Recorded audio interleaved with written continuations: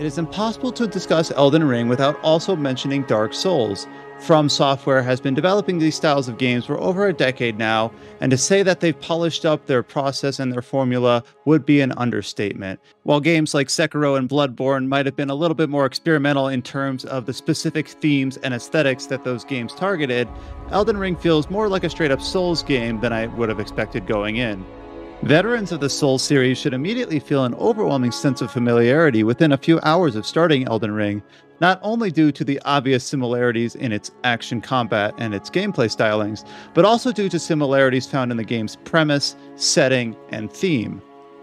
Perhaps unsurprisingly, Elden Ring's narrative is pretty straightforward when viewed from a surface level.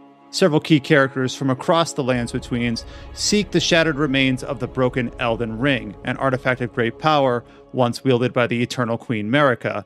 The player character, one of several tarnished, also vie for the remnants of the ring, as a war between all these opposing factions leave the lands in ruins and disarray.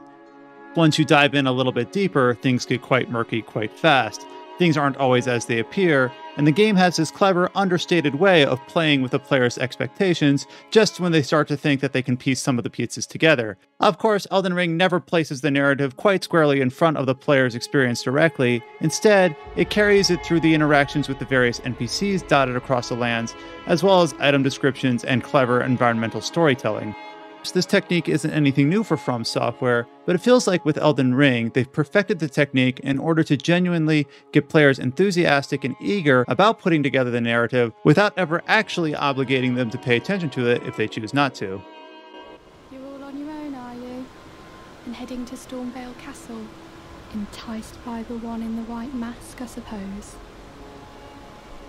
Oh, you've come to be one with the spider?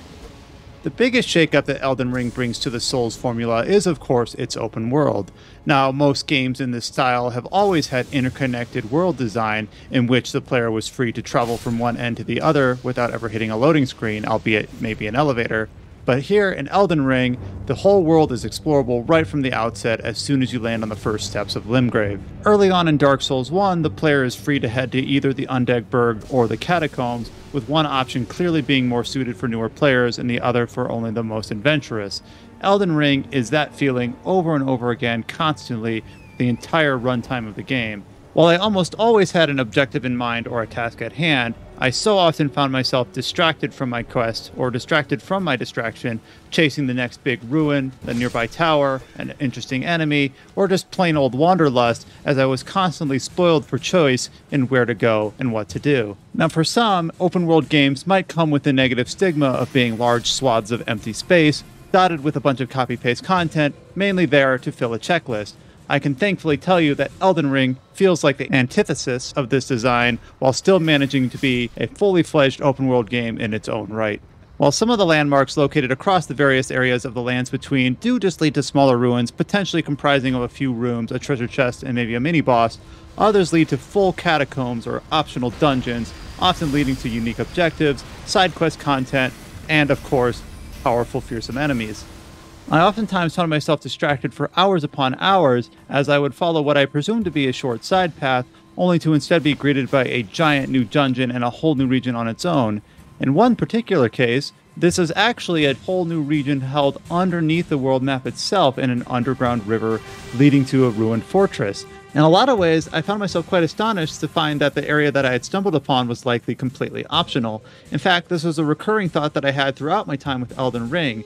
There is sort of a suggestion of a path to go, but so many areas allow for so much player freedom that it feels like that the golden path almost doesn't exist at all. And in fact, every single area of the game, optional or otherwise, is so intricately designed and so apparently meaningful that there isn't anything that really distinguishes what is required and what is not. Obviously, there's eventually going to be hard requirements determined about what must be accomplished in order to reach the credits of the game, but during my time with Elden Ring, I really couldn't distinguish what that would be. Even the very first dungeon-like area of the game, Stormvale Castle, can be bypassed with some sleuthing around on the outer path. There are a couple of consequences to discuss when it comes to the level of freedom that Elden Ring's open-world design confers upon the players. First of all, it allows and requires the player to be flexible when it comes to how they approach the challenging nature of the game's combat. For instance, I had decided to play the game as a mage character, something I hadn't done since Dark Souls 2 had its overpowered lightning spears. But unfortunately, during my time with Elden Ring, it took me a good 6 or 7 hours to find out which NPCs would sell me more sorceries. Now, this was only due to the happenstance of what I happened to stumble upon during my time with the game. Other players who happened to wander in a different direction might have found this NPC much sooner than me. So, in my case, I had to adjust my strategy and play a more hybrid build instead of going for pure sorcerer.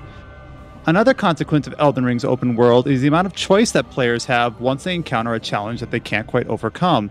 Because at any point a player has likely had a few tasks put on the back burner, they can always just kind of step aside from what they're currently struggling with and go on another path and come back when they're more ready. In my case, it did mean that I had to swallow my pride a couple times in order to admit to myself that I wasn't ready to take on a certain challenge.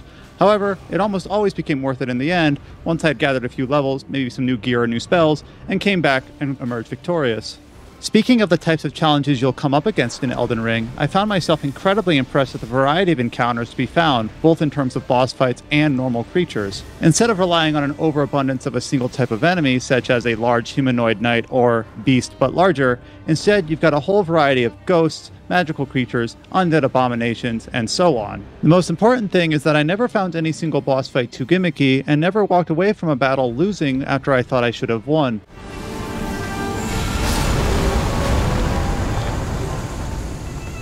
Truthfully, the only combat of the game I didn't quite gel with was that found on horseback. It's possible that this is just because I haven't had so many similar games to acclimate to this type of combat, but the speed of the horse and the ability to just spam magic while on horseback made these fights feel rather trivial and not very fun.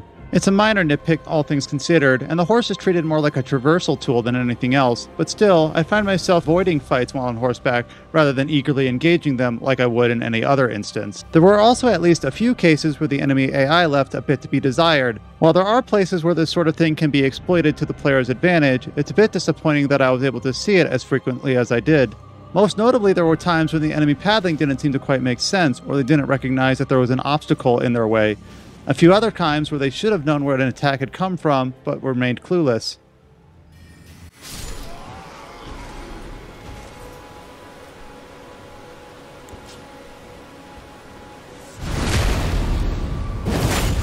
One final nitpick that I have is unfortunately related to the state of the game on PC.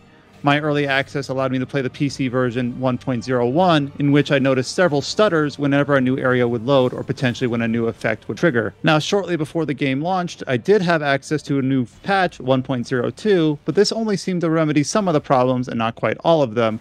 Hopefully these things are sorted out over time, or fan mods end up alleviating them altogether, but for now it remains a bit of a constant headache, and you've likely noticed some in the footage you've been watching. Despite these scant few issues, my main takeaway is that Elden Ring is quite enthralling. In my 70 or so hours to complete the game and reach the credits, I felt like I've missed so many optional areas and felt so many side quests not get properly resolved, despite me attempting to be quite thorough. I immediately wanted to boot up the game again and start a new file as soon as I finished. Elden Ring is the first and only open world game that's had me feel that way. The fact that FromSoftware has managed to nimbly incorporate its deliberate and challenging gameplay design into its open-world framework is a huge accomplishment, and the fact that they managed this without compromising on difficulty or even narrative is a marvel in itself. Even if you think you might be fatigued over the familiar trappings of a high dark fantasy Souls-like game, I highly suggest you give Elden Ring a try because it is a masterful refinement of the formula and the current zenith of its form.